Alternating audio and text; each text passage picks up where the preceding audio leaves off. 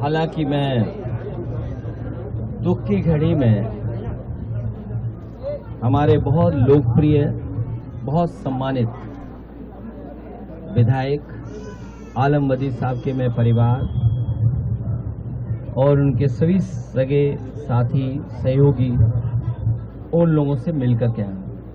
परिवार के सभी सदस्यों से मिलने का मुझे मौका मिला। बेटे हमारे बगल में हैं, इन्होंने और इनके साथियों ने पूरी सेवा की है। जब वो तकलीफ और परेशानी और बीमारी की हालत में थे तब भी देखभाल, उनकी पूरी दवाई, इलाज या क्या उस समय जरूरत है उनको पूरा किया। एक ऐसे इंसान को हम लोगों ने खोया जो पूरा जीवन उसने गुजार दिया लोगों की सेवा में। उन्होंने अपनी पहचान अपनी मेहनत से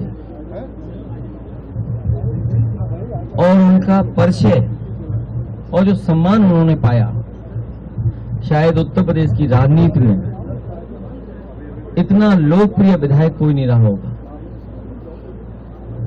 जिसका सम्मान हर वर्ग के लोग करते थे, हिंदू हो, मुस्लिम हो या किसी समाज के लोग रहे होंगे। उन्होंने हमेशा सम्मान किया। उनके बीच में विधायक जब भी गए होंगे, विधायक जी, उन्होंने कभी भी किसी तरह का भेदभाव नहीं किया।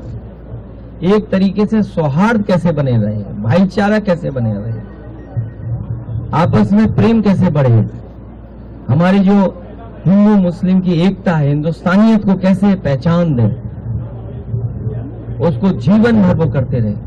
इतनी बार के विधायक होने के बावजूद भी उनके ऊपर कोई आरोप किसी तरह का नहीं लगा सकता और आम लोगों की तरह आम जीवन जीते थे और राजनीति की सूझबूझ और अपने समाज की सूझबूझ बहुत कम लोगों में रही होगी। मैं व्यक्तिगत ये कह सकता हूं कि जब कभी भी मुझे मिलते थे वो, जो उनको जानकारी हासिल होती थी अखबारों से या अपने समाज की क्या चर्चा चल रही है, वो हम तक और पार्टी तक पहुंचाते थे। उससे हमें निर्णय लेने में, लोगों के बीच अपनी बात कहने में आसानी होती थी। समाज के भाव को समझते थे हम लोगों ने खोया है एक अच्छे इंसान को। ऐसे इंसान कम आते हैं, कम बनते हैं। और मैं तो ये कहूंगा उनका जहन जो था वो आम लोगों के लिए था, सेवा के लिए था। और हम भरोसा दिलाते हैं उनके से साथियों को, उनके कामों को आगे बढ़ाएं, परिवार के लोग उनको काम आगे बढ़ाएं। हम समाजवादी लोग हमेशा उनके साथ रहेंगे। हालांकि दुख की घड़ी में हम लोग आए हैं, लेकिन इधर जो एक खबर आई है वो ऐसी खबर है, खासकर नई पीढ़ी के लोगों में ऊर्जा भर दी है।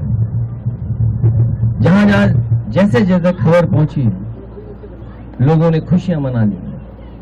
ये जिद क्यों थी आखिरकार? अगर यही करना था तो बच्चों से बात करके, बुला करके ये फैसला पहले ही लिया जा सकता था और तब ले लेना चाहिए था, क्योंकि जब बच्चों की जान गई है कहीं और सरकार ने खुद स्वीकार किया था कि परीक्षा का पेपर लीक हुआ है, आपने अधिकारी बर्खास्त किए, आप मैनेजमेंट के लिए लगे रहे।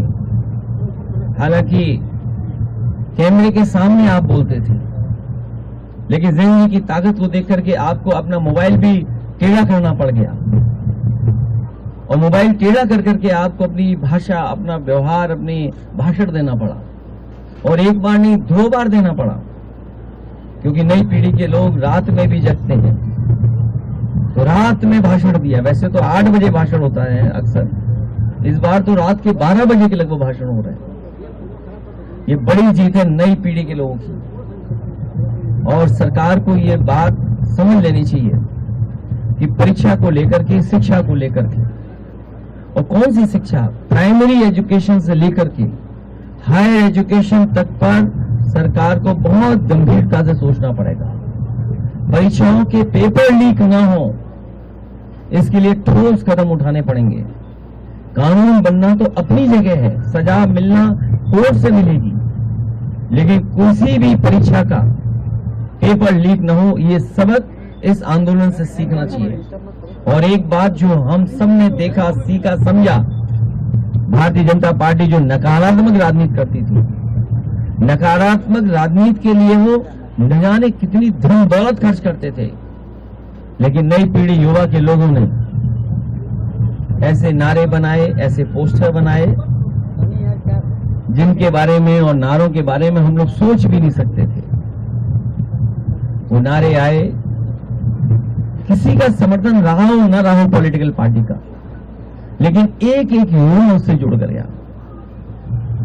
ये युवाओं की और आज के जमाने के इंटरनेट और सोशल मीडिया के माध्यम से और सड़कों पर जो आंदोलन फैला, उसकी वजह से अंतोगत्वा भारतीय जनता पार्टी जो विश्व की सबसे बड़ी पार्टी है, जिनके पास न जाने कितने संगी साथी अंडरग्राउंड अनरजिस्टर्ड लोग हैं, उनको भी झुकना पड़ गया। ये युवाओं की बड़ी जीत है।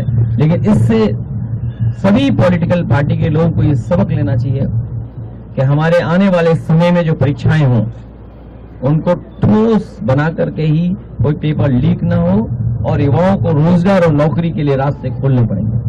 अच्छा, आप पे ये भी आरोप है सर कि बैठे उनसे आप क्या कहना चाहेंगे?